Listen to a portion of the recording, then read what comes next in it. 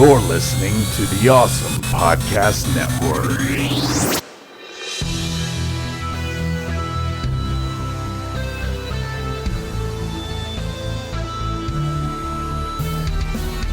This is 80s Revisited. I'm your producer, Jesse Sedgley. And now your hosts, Daniel Sanangelo and Trey Harris.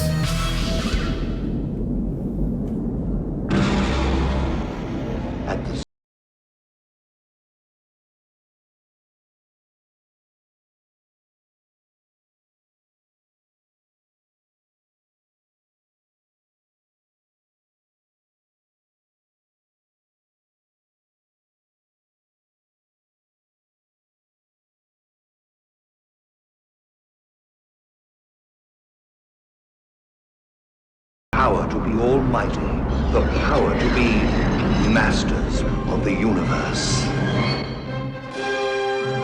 And with that, I bid you welcome to the universe of 80s Revisited as we talk about one of my most anticipated movies as a child, the live-action version of the greatest cartoon ever made, Masters of the Universe. I'm one of your hosts, Trey Harris. I'm the other, Daniel Sanangelo. And with us, as always, our loyal, kind, handsome producer, Jesse Sedgley. Yes, I am. Wow. Kudos to Jesse, too, for a great highlight episode last week. 39 episodes previous. He listened to every single one multiple times to find those little 40, gems. wasn't it? This is the 40th. According to my number, unless I'm miscounted. You miscounted. Maybe. We are recording episode 42 right now. Oh, really? Yeah. I wonder where I got off. Well, the highlight episode we won. Where you got off?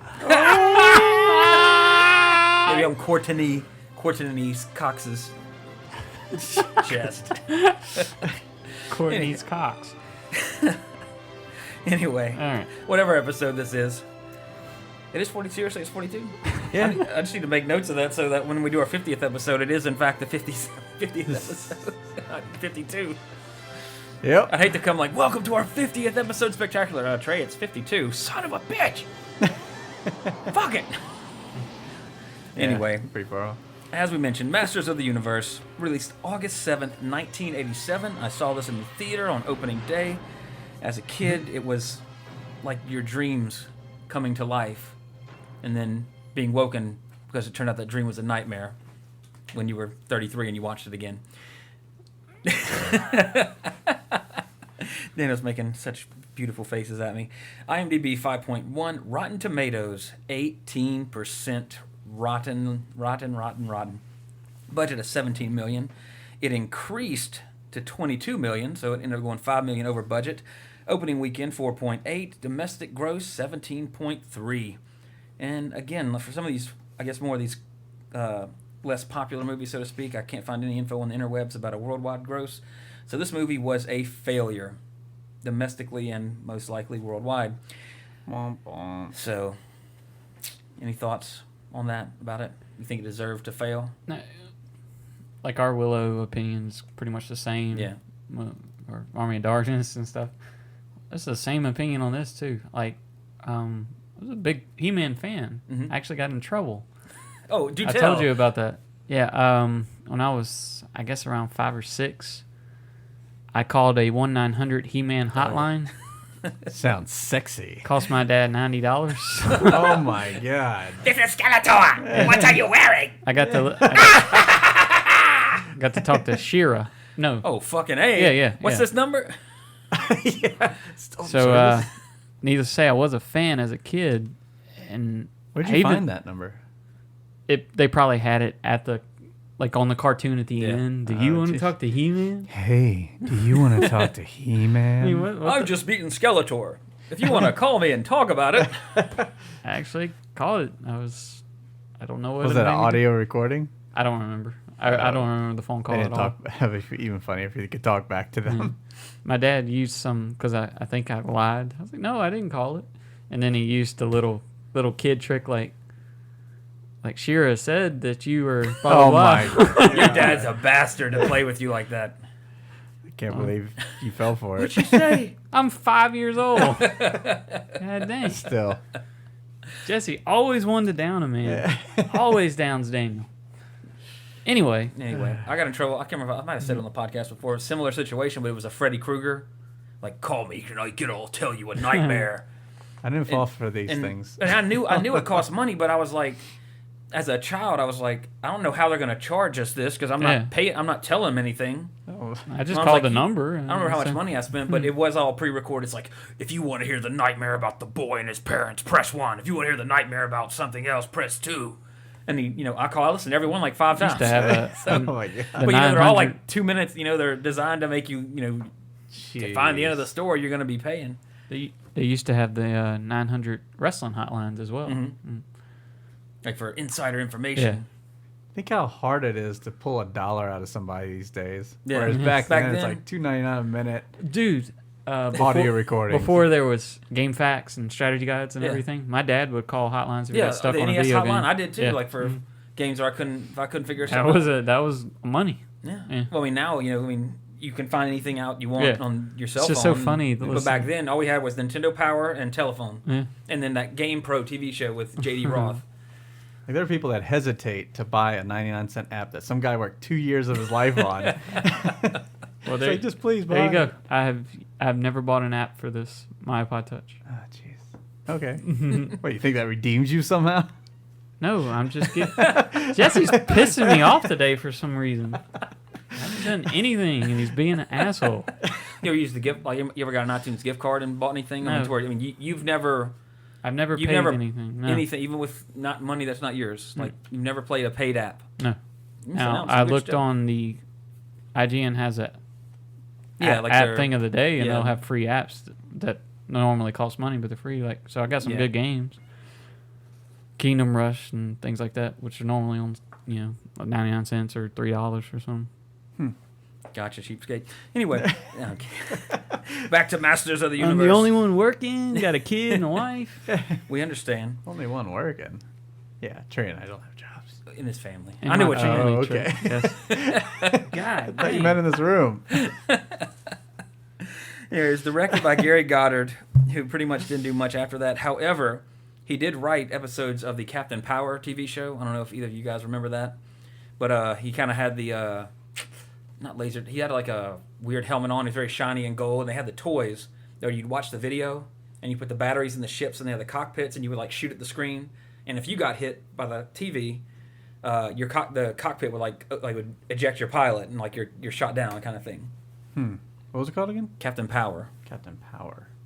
And there's like I think it had a subtitle too. Not there. You go. Yeah, Captain Powers and the Soldier of the Future. Yeah, that's it. He wrote episodes of that. He also wrote episodes of Skeleton Warriors, which I think was more in the 90s. And he also wrote, surprisingly, the script for T2 3D, which, as I believe I've talked about on this podcast before, is the best ride that's no longer at Universal Studios, aside from the Jaws ride. It was written by David Odell. He actually wrote some other movies that I personally like, even though one of them's bad. One that's not bad, however, is The Dark Crystal, the classic Jim Henson puppet movie. And then the one that's bad, but I like, is Supergirl. I watched that once. Oh, you have? Oh. Well, I guess we can't do it on the podcast then. Until, like, Faye Dunaway dies or something. Then we can do a tribute episode to Faye Dunaway as the villain. Or Peter O'Toole. He was in that, too, so I guess if he dies, throw it I in think there. you got a better shot at that. Yeah. I think, he's old. He very retired for old. acting, like, not too long ago, I think. Yeah. There was some... That's what happens after people retire. They're Yeah, I done. mean, he must know something we don't. But starring in 1987, there was no person better to play He-Man other than Dolph Lundgren. Of course, he was a Universal Soldier, Rocky IV, most recently The Expendables. Well, actually, more recently than that terrible, or at least the half that I saw, that Universal Soldier Day of Reckoning or whatever. It's on Netflix. Watched the first half of it. Had to turn it off. It was so bad. And also starring the great Frank Langella, Skeletor. Also, he was in one of the adaptations of the remake, I should say, of Kubrick's Lolita, which is of course based on a book. Most recently, he was in Superman Returns, of course, a few years ago, and also a really great movie that I saw that came out last year called Robot and Frank, where he's a retired jewel thief, and it's in the future, and his son gets him a robot because he has Alzheimer's, so the robot like helps him and all that. But he develops a connection with the robot, and he teaches his robot how to pick locks and shit. Yeah. So then he goes it's a very good, simple movie. I've seen the trailer. It's worth seeing. Like, I recommend it. Like, it's sweet. Like, not to sound gay about it, but it's a sweet movie. But then also Meg Foster, who at one time, as in this movie, was actually pretty attractive. Not so much anymore. She was Eva Lynn. She was also in the great 80s movie directed by Daniel's favorite director, John Carpenter, in They Live, which we'll be doing on the podcast not too long from now. And soon you will see her in Rob Zombie's latest disaster piece, The Lords of Salem, which I think comes out pretty soon, but I actually was completed like over a year ago, and it's just now getting a theatrical release because it's on torrents already. Billy Barty, a veteran of the podcast. Of course, he was on such films as Daniel's least favorite movie, Willow, as the High Aldwin. But he was also in UHF, which will be coming up in Music Month, and also Legend, the Tom Cruise Ridley Scott masterpiece with Tim Curry as well. Robert McNeil, sorry, that's not his. It's not Robert McNeil hyphen Kevin. It's just Robert McNeil. But he was Kevin. He was in Star Trek Voyager, and he's also a really big douche in this movie. And of course, Courtney Cox is Julie Winston. You might remember her from such films as Scream 1, 2, 3, and 4, and that TV show. Friends. A whole bunch of Episode people. 1, 2, 3. Season 1, Episode 1, 2, 3. That'll go. You get the picture. John Cypher was Man-at-Arms. He was also in the great 80s television show Hill Street Blues. Chelsea Field was the lovely Tila. She was also in Commando and The Last Boy Scout. And another veteran of the podcast, one of my favorite 80s actors, James Tolkien as Lubick. Of course, he was in Back to the Future as the principal, and not to be forgotten as the aircraft carrier commander in Top Gun, busting Maverick and Goose's chops all the time. And he wrote Lord of the Rings. I'm kidding. That was his cousin, his Irish cousin. Yeah. That would be fun. Yeah, I wrote these great novels, and I'm just acting in these bit parts, supporting roles in movies. Yeah. These books didn't do anything for me until now. Until now. But Daniel, I understand you have seen this movie.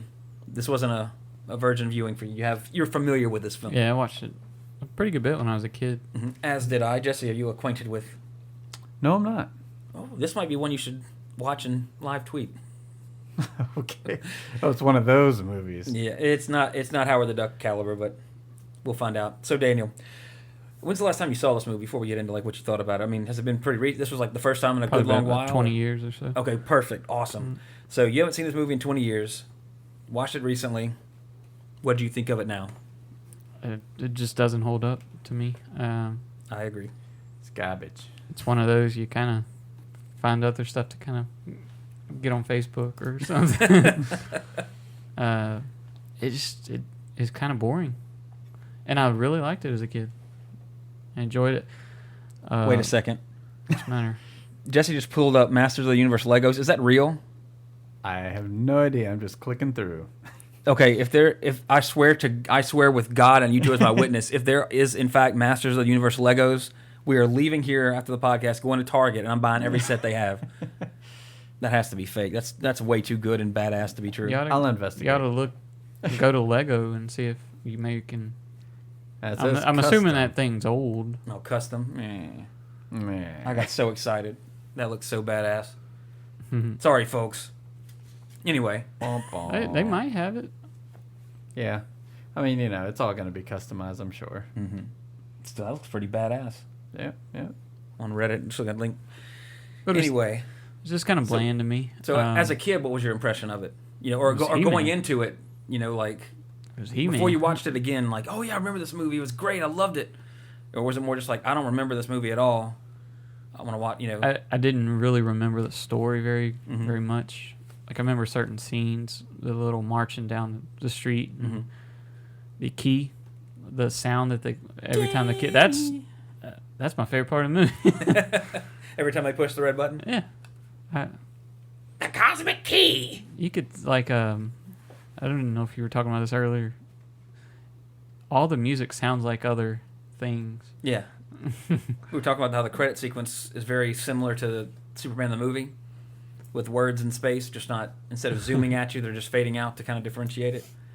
But the music does sound, I like the music in the movie. It's not iconic in a way like Superman or, Star Wars, Jaws, etc., like we talk about usually, but I think the music fits the movie, but it does sound almost like an imitate or like something you've heard elsewhere. Like, there's not like a huge Masters of the Universe live action theme. There is for the cartoon, of course, but not in this regard. Yep. Jesse just showing us amazing pictures. That looks like Dustin Diamond. It is. With a bunch, it's like a glamour shot of Dustin Diamond as a kid with all of his He-Man figures and a T-shirt. It's really bad for a podcast for me to be showing pictures. We'll post that one on the Facebook page so y'all can see that one. There you go. Because it's awesome. See, there's Orko, Ram Man. I don't remember the horse's name. If it had a name, I'm sure it was like Warhorse or some shit. And of course, Prince Adam. I had all that shit. I wish I still did. Screech had it too. Screech Son of had a it too. bitch. Anyway, I completely agree, Daniel. I don't find it. This movie is a victim of exactly what we kind of talked about on. We talked about it before, most recently on the Beastmaster. How the sequel to the Beastmaster takes place on Earth, like modern times. Yeah. Same thing with this movie. But there is as an adult, as a kid, I didn't care because like it's It don't matter. It's He-Man fighting Skeletor. The spectacle of it outweighs how bad of a movie it is. Sold. Exactly. And but every time I've watched it older, I'm like, it really sucks that they come to Earth because, if they fought in Eternia, they could have some of the vehicles and more of the creatures and other characters, blah blah blah. But that was simply because, as we said with the budget, it started at 17, ballooned to 22. So to keep the cost down, they had to basically use real life sets, i.e., modern time stuff. It's funny because in the beginning, when they're out there, they're obviously in the rock, in the mountains of California for Eternia, and then they go into the hut and they come here and they're by, it wasn't KFC, but a chicken joint and all that in Los Angeles, basically. But it was done for the budget, which on one hand I understand, but that's the downfall of the movie to me, especially nowadays. Because, of course, there's all this talk about them doing a new Masters, a reboot, which is perfectly fine. They need to reboot this, start over from scratch. Just don't have them come to Earth because that doesn't make any logical sense for He-Man to come to Earth. But I think this, to me, and also the thing nowadays about this movie is that for everything that I love about it, there's something that's bad about, like, that takes away from it. Like, it's sort of like the Green Lantern, the Ryan Reynolds Green Lantern movie. Terrible movie. However, every scene and every part of it that he's not on Earth, that he's on Oa, fighting with Kilowog and being trained by Sinestro, that's great. That's what I love about that. The only thing I love about the movie are those scenes. He comes to Earth and it's all fucking stupid. Mm-hmm. Terrible movie. Similar thing with this. When they're in Eternia, it's great. And when they're in Skeletor's throne room at the end, it's great. Because they're in Eternia, they're not on 4th and Main, having a shootout with cops in a record store. When does that happen in He-Man? It's just ridiculous. Amazing little flying little disc he flies around on. Just the graphics, the special effects were funny on that. Well, I think, and one thing, speaking of the effects, most of them are terrible. However, I think the makeups on all the characters, with the exception of that weird French musketeer hook hand dude. He's got like a little frilly French collar, and he's the one that with the big white hair. He's just so stupid looking. He is terrible. But I think the Blade dude, the one that kind of looked like looks awesome. Beastman, he looks. That's how I could imagine Beastman looking in real life, as opposed to from the cartoon. Instead of being bright red, he's more like, Sasquatchy, so to speak. And then the lizard dude, I forget what they called him in the movie, but his makeup was like, he looked awesome. And then Skeletor kills him instead of the stupid. He should have killed the other guy and let the lizard guy stay around because he looked awesome. There was a great makeup job. I thought Skeletor's makeup was really good for the time. Yeah, definitely. Like my only thing about that makes me not like it is how you can kind of see his nose is meant to be hollow, but you can see how it's just his nose painted white, but then where the slit is for his nasal cavity, you can just see it's painted black. Yeah. Like they could have kind of went out with it more and then made it a little more hollow. It might have made a better illusion.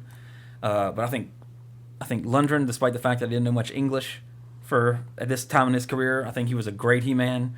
Langella was, I think, a great Skeletor. John Cipher was a great Man-at-Arms. And his costume kind of resembled the cartoon. It wasn't orange and green, but it was a little more practical, made sense. And Meg Foster was a great Evil Lyn. She looked the part and all that kind of stuff. But I think just the fact that the middle of the movie, after 10 minutes of the movie, they're on Earth till the last 10 minutes of the movie. So that's where it suffers because the magic is gone, so to speak, because you're transplanting He-Man to Earth, and it really just doesn't work. Now, like we were saying too, as a kid, I didn't give a shit. It was awesome. It didn't matter to me at one bit.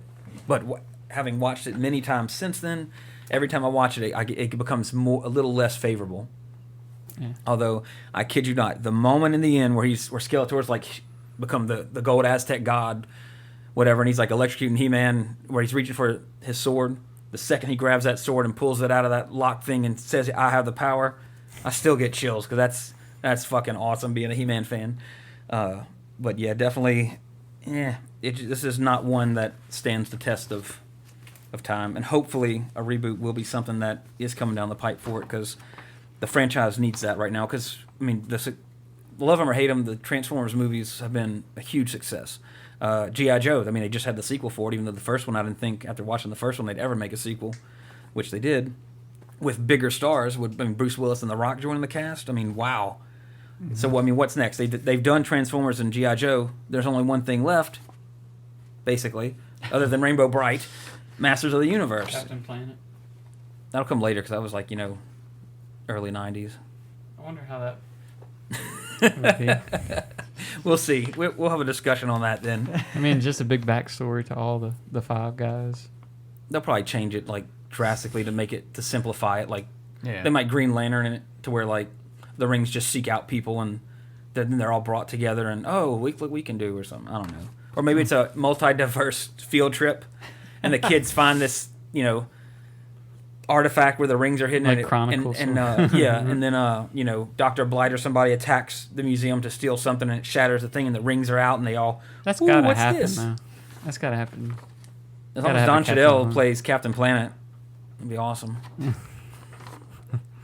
But there's some interesting Cheadle, whatever. Yeah, Cheadle. Tomato. Terrence Howard, Don Cheadle, whatever the fuck his last name is. Terrence Howard. Terrence Howard. Terrence.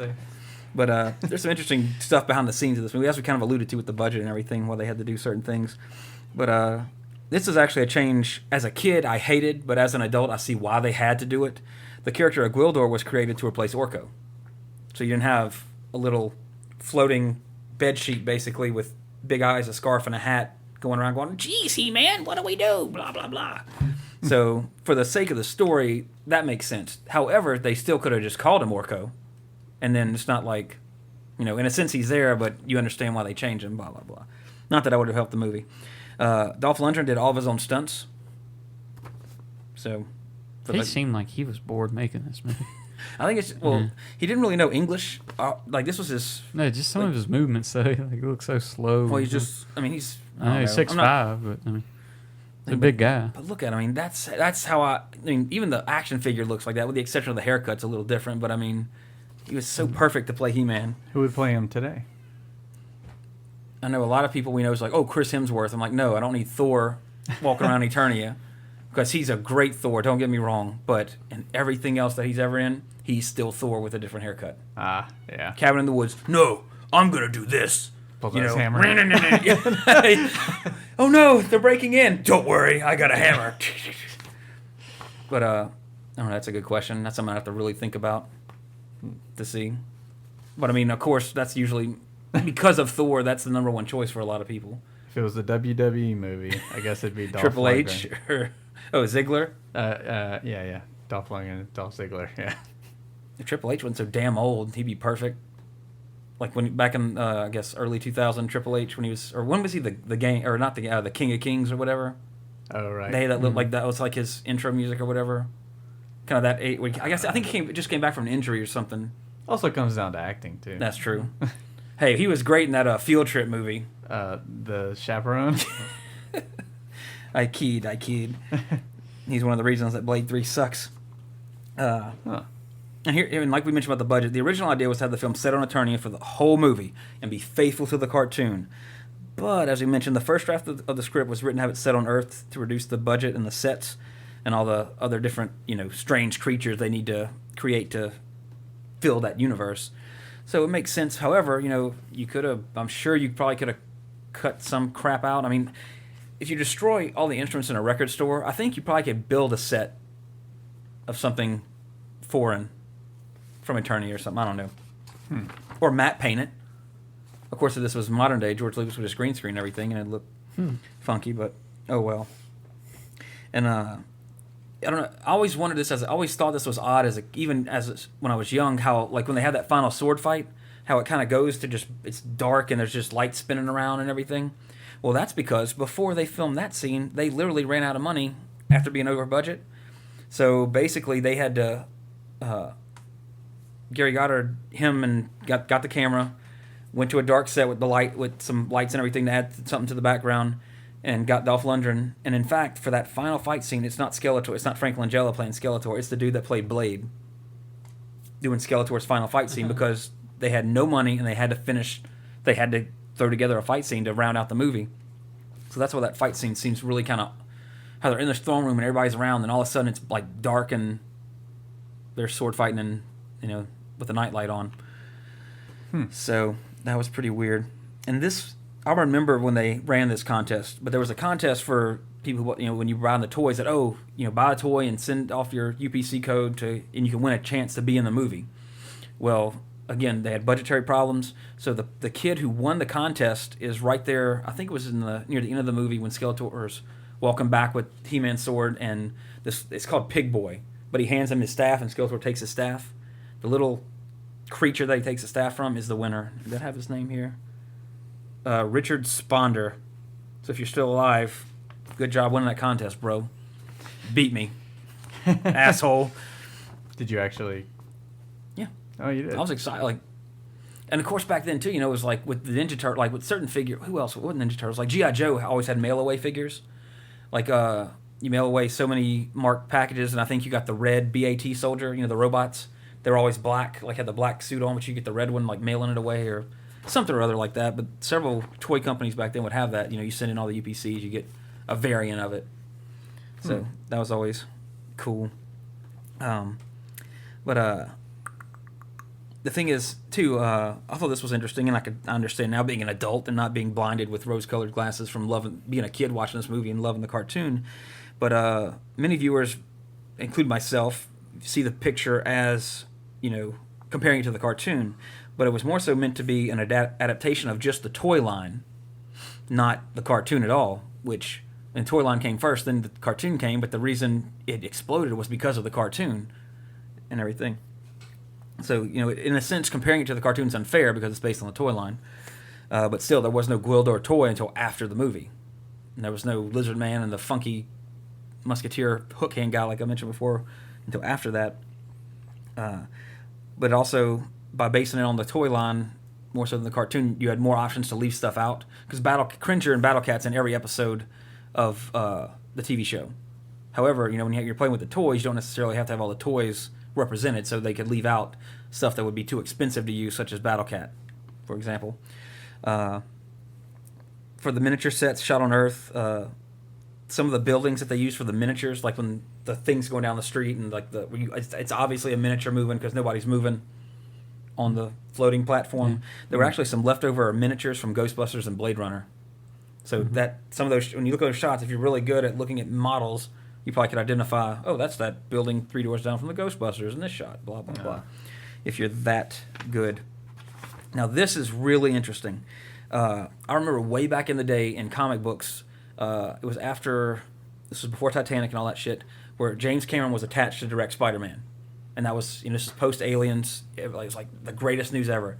In fact, in certain Marvel comics, in the bullpen, like the letters section in the middle of the comic, they'd have things like, countdown to Spider-Man the movie, 700 and something days, pre-production's begun, they're working on the script, blah, blah, blah. And that was the James Cameron version. Well, that was going to be done by Canon Films, who did this movie. Well, here's the full story.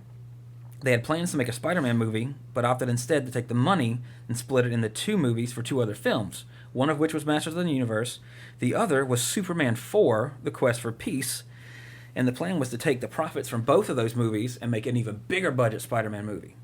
Well, they both failed. Superman 4 is the worst Superman. This movie, as we mentioned earlier, did not perform at all, and that's why the Canon-produced Spider-Man movie, directed by James Cameron, that's one huge reason why that never came to be. And Spider-Man kind of was in the Spider-Man movie was in limbo until Sam Raimi came along and did a great job on the first 2. Yeah. And this is actually... What about the third one? A lot of people hate it. I actually like the third one. Ooh. I like the... honestly, it's the moment, the end where like him and Harry reconcile. I thought it was a great moment. The whole Venom thing was so stupid. Like shoehorning Venom in there really quickly. But I don't hate 3. Like a lot of people hate it. Like a lot of people hate like X-Men 3. I don't hate it, but it's bad. Yeah. It's got some great stuff that goes on in it, but it's not good. Especially following 2. Like I think X-Men and Spider-Man peaked with their sequels. Yeah. Their first sequel. X2 being X2 phenomenal and excellent, yeah. Spider-Man 2 being phenomenal as well, and then third installment. Yeah. So, yeah. But, let me see. I got a couple more tidbits here. Oh, do you? Oh, actually, Skeletor's throne room in Castle Grayskull, I mean, obviously they used it a lot, which they should have since they were running low on budget. But it was, as you can see in the movie, it's pretty big. It was actually 2 full sound stages. They knocked down the wall between the 2 to make that set. But at the time, it was the largest set ever used in Hollywood. So, yeah.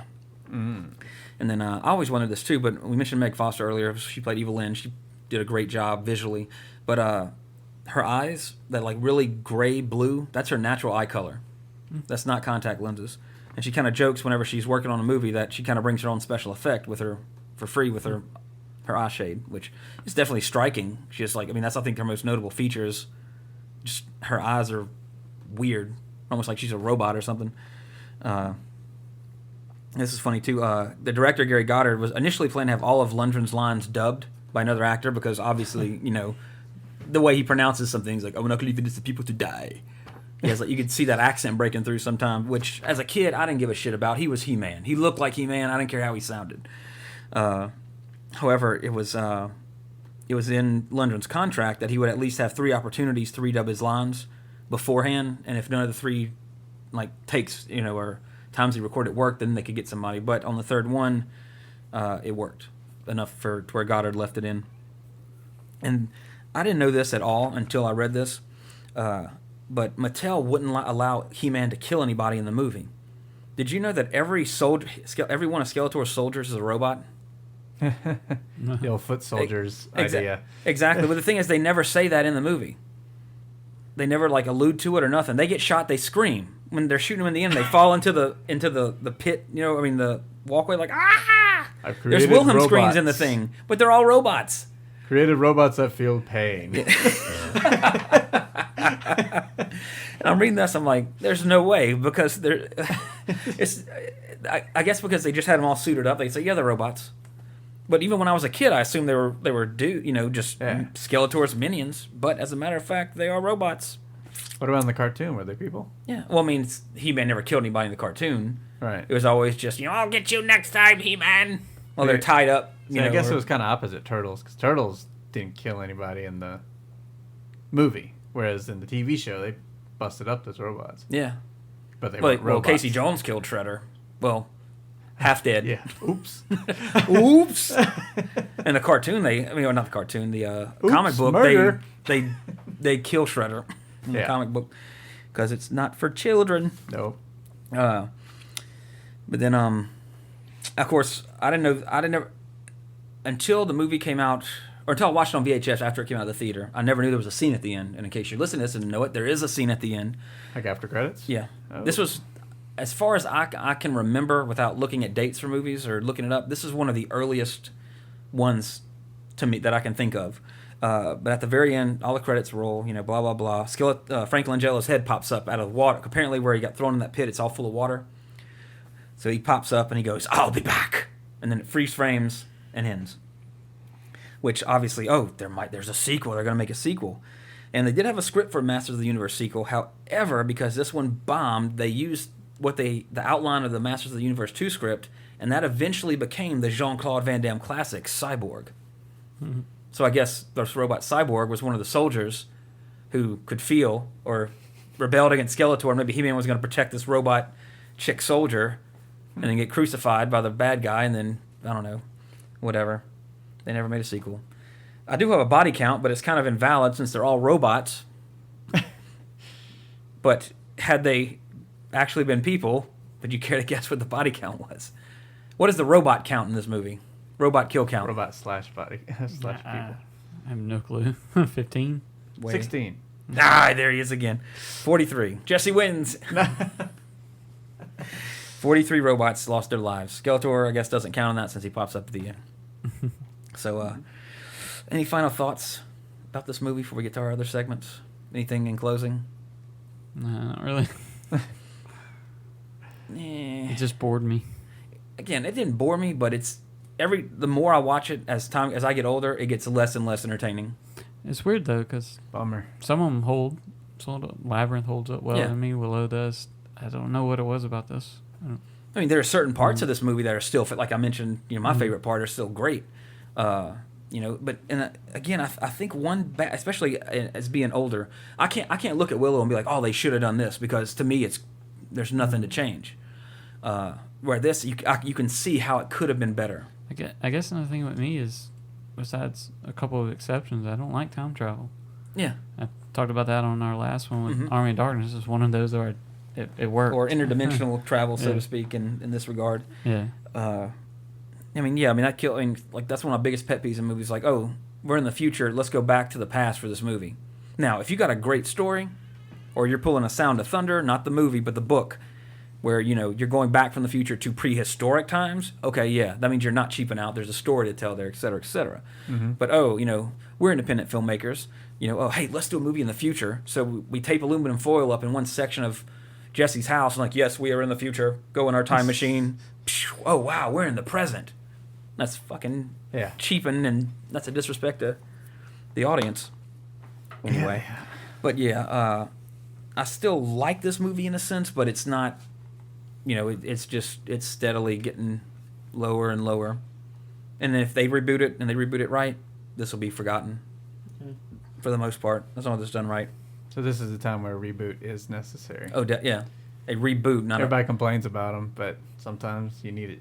Yeah, I mean, it's granted because of the, and I'm the first one to talk about reboots and remakes, but this is a perfect example of, they tried, it didn't do anything, so this isn't a Willow, obviously. Yeah. This isn't a Labyrinth, like, this isn't in a sense an Evil Dead or an Escape from New York.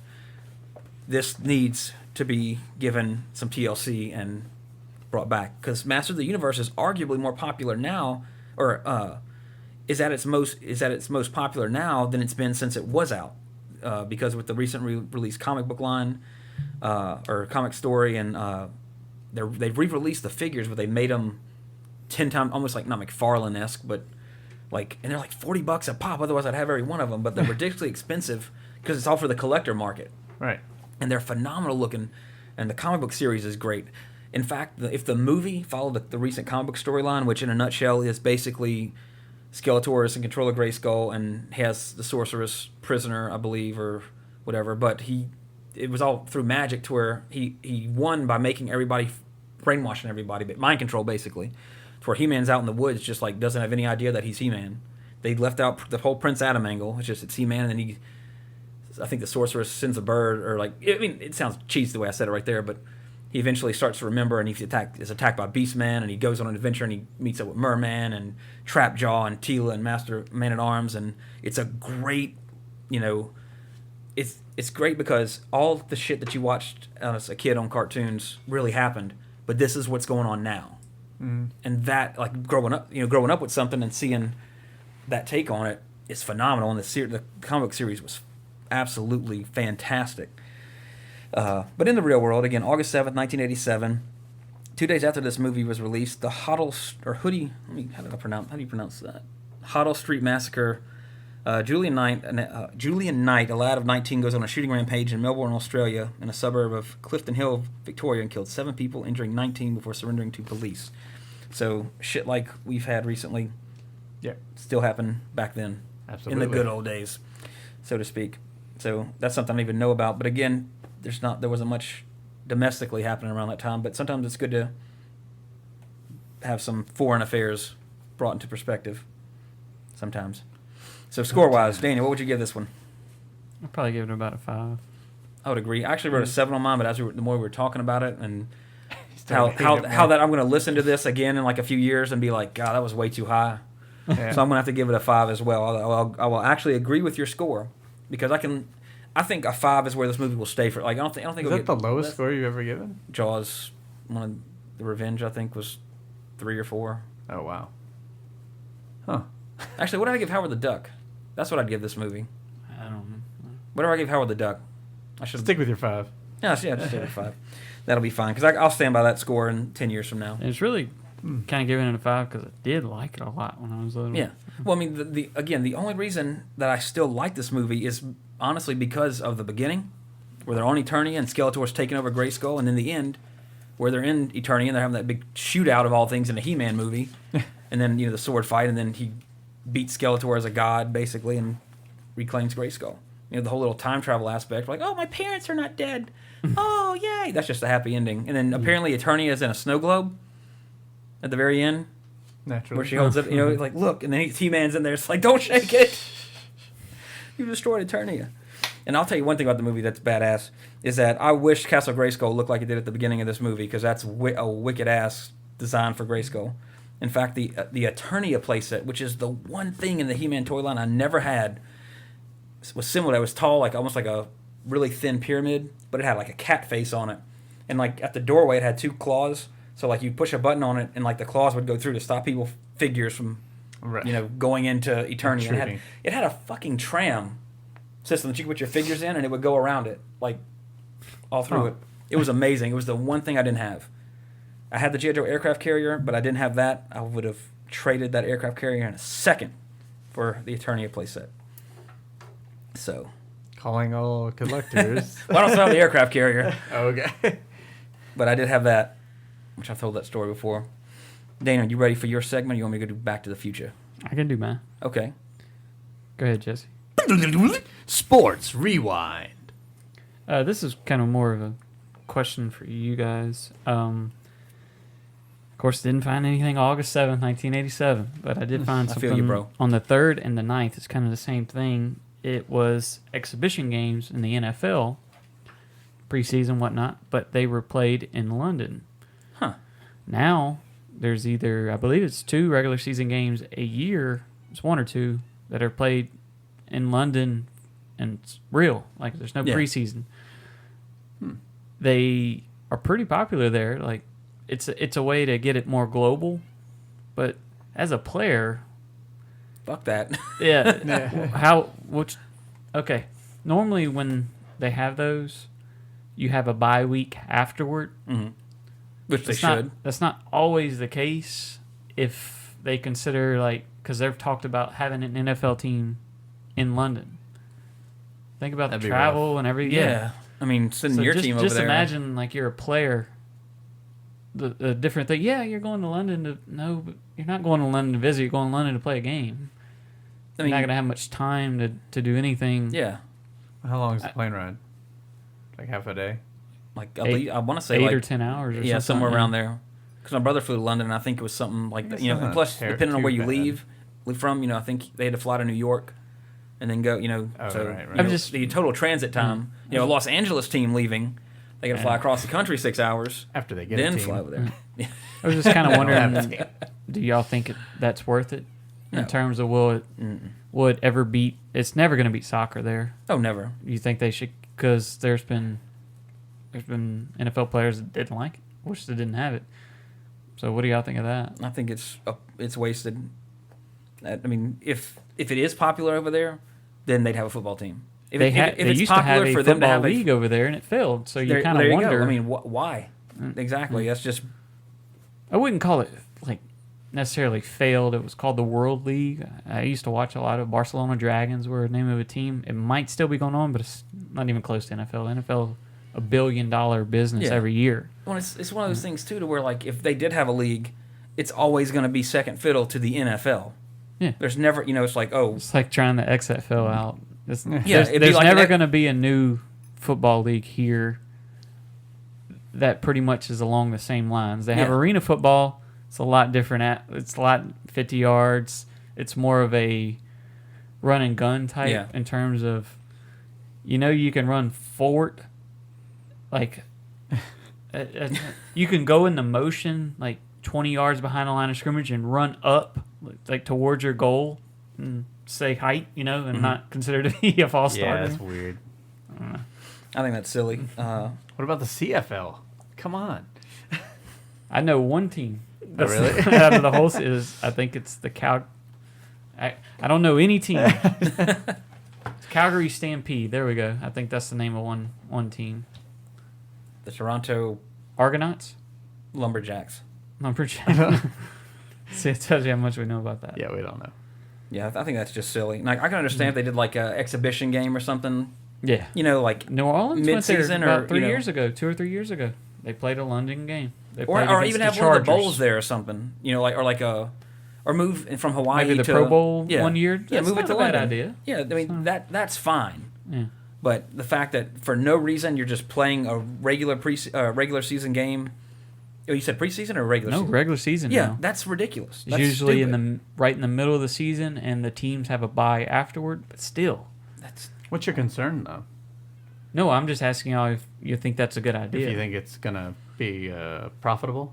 Is that what you're asking? Yeah. Do you think it's going to actually take some people away in Europe going, I really prefer American football? Nobody says that because then he gets his ass kicked by all of his People are just buddies. sports people, you know? I mean, soccer. I mean, we're the only country that doesn't like bleed soccer, Yeah. like pretty much, because A we have lot football, of running. which I mean, soccer is almost alien to us. Basically, I mean, when the World Cup comes around, I like watching it because I don't know it. Yeah. You know, but again, of course, you sit there, As a fan, Yeah. go after 3 hours. Go, but I mean, it's Finally. I like watching it, but I don't understand it. yeah, as a fan, I wouldn't mind. Like, that doesn't bother me. Yeah, me- But as a player, I would not want to do that in the Yeah. slightest. Yeah, but I'm not a player, so just watching, Yeah. sure, whatever. But To me, It's it's just the almost like player's modern day not- globalization. Yeah. The U.S. just can't, stop from trying to take over a country, so they just go and invade Iraq and then try to play football in London. That's all that is. I can't see your face on a podcast. I wasn't serious, or I was know. I? It's all a conspiracy on 80s Revisited. there's a lot of players that are aggravated because they have Thursday games now. And let's say they play a Sunday game the week before, and then they have a Thursday game, a 5-day stretch. So they 4-day stretch. I mean, so. there's a lot of people would love to see a longer football season, which Yeah. I'm fine with that because Yeah. I mean, you got football for what 5 months out of the year. People and then, want to see a longer football, shorter baseball, and shorter NBA. Exactly. I mean, well, why not have a mid-season break in football? They do it on Walking Dead and everything else, Or just split the teams, have half as many games. Have like a month every, break, every you're 2 saying? weeks. Yeah, exactly. Like you have a mid-season break. Finish up some of your trades or anything. Injuries can get exactly, better. and then you Not a bad idea. Huh? do that. People aren't gonna be like, well, fuck it. It's been a month. I'm not watching that anymore. Ain't nobody gonna do that. Ain't gonna do it one bit. Because in the network, I mean, and, all the coverage about it. I mean, you're still gonna have plenty of shit going on. But I mean, you look at football today as it was Yeah. when we were kids. It's a lot different. Like with the intensity of it, I think with the new rules and all that. Yeah. But it's When Tim Tebow gets released and it is the first story of SportsCenter, it tells you how popular football is. that's a and bunch Tim of Tebow. bullshit too. Yeah. Go Tebow, you have my support. we should take him and turn him into a. Okay. We're looking at Jesse pulled up Tim Tebow. Says Tim Tebow reportedly attracted interest as a tight end. That's the position he used to play. That's what I was about to say. Like we should draft him as a tight end. Like He would be to me a very good tight end. I mean that's just bullshit. He didn't play a single game for the Jets, did he? At all. He didn't even take He the got field. in some games, but he got into packages. Things. The thing. We're gonna have about 6 plays for you. Yeah, I mean nothing. Yeah, because every time I saw a Jets game or saw a highlight of it, I never saw Tebow, and I never heard anything about him. I mean, he took Denver to the playoffs and won a playoff game, and then they do that. And Sanchez had a terrible season, Yeah, but and they then that's just a bunch of bull. Why? I don't they're know. saying, which in some games is Denver's D and the kicking game, that the playoff game was definitely Tebow. He threw Yeah. for almost 300 yards, Yeah. if I'm not mistaken. Did you ever see this set up at Dick's Sporting Goods? No. Of the Jets. Oh, They're all standing in and formation. Tebow's on the bench. And they made a custom bench just for the Tebow jersey. That's sad. But anyway, that is He needs to do something. Like I think he's I'm a big Tebow fan. that brings us to the end of Sports Rewind. Now we'll go back to the future from the 80s, talk about something current. And today I'm going to talk about the brand new fighting game called Injustice for Xbox 360 and PlayStation 3, and also Wii U. Yeah. That was my 90s Yeah. advertising voice. I got it. You sounded a little bit like Brad Sherwood to me. Who the hell is that? Whose line is it anyway? Oh, I don't know their last name. You Oh. gotta say Brad from Whose Line, then I know you're talking about. Did y'all check out that thing at LSU, by the way? No. Oh, bummer. What was it? Go on. What you talking about? Yeah. Anyway, yeah, recently released game from the makers of Mortal Kombat, Injustice, Gods Among Us. It's just, if you like fighting games, check it out. We recently, within our group and everybody here, was actually we call them fight clubs. We did it with Mortal Kombat 9 to where we actually hang out at my house and we play the game and see who's good at who and find out who's the best and tell them how much of an asshole they are and scream at them and get aggravated. But yeah, it's a lot of fun. It's if you like Mortal Kombat, it plays very different. Similar but different. I mean, there's no charging moves. It's all button inputs like MK.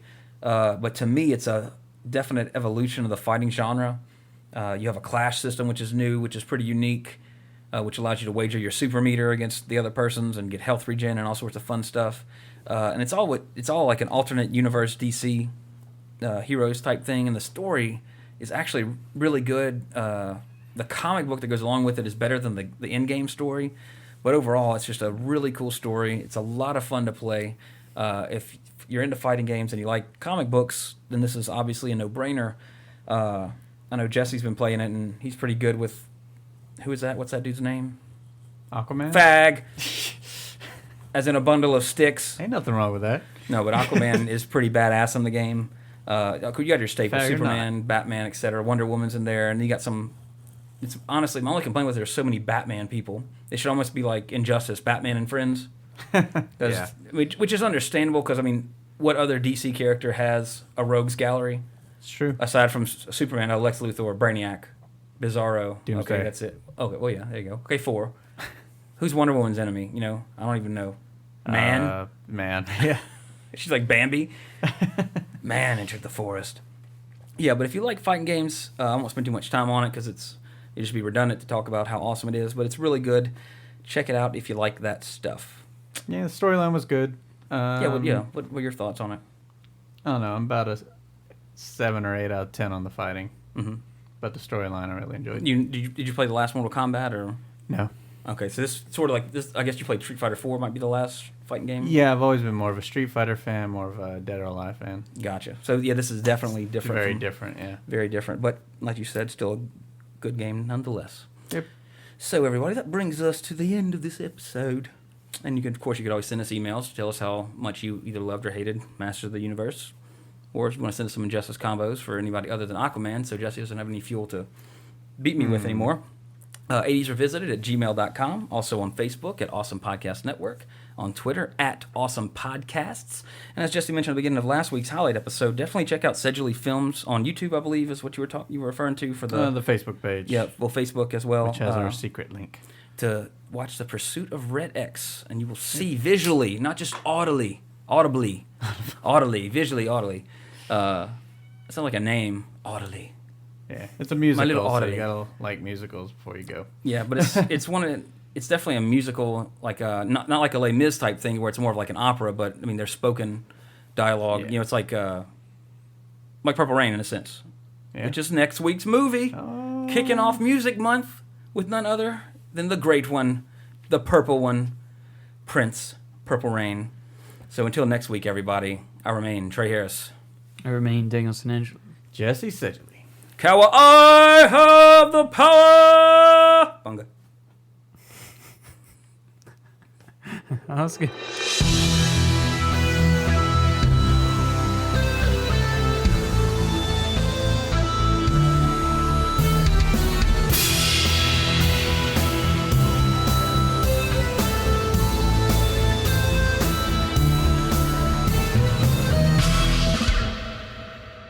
Find this show and more at the Awesome Podcast Network's Facebook at facebook.com/Awesome Podcast Network. And follow us on Twitter at Awesome Podcasts.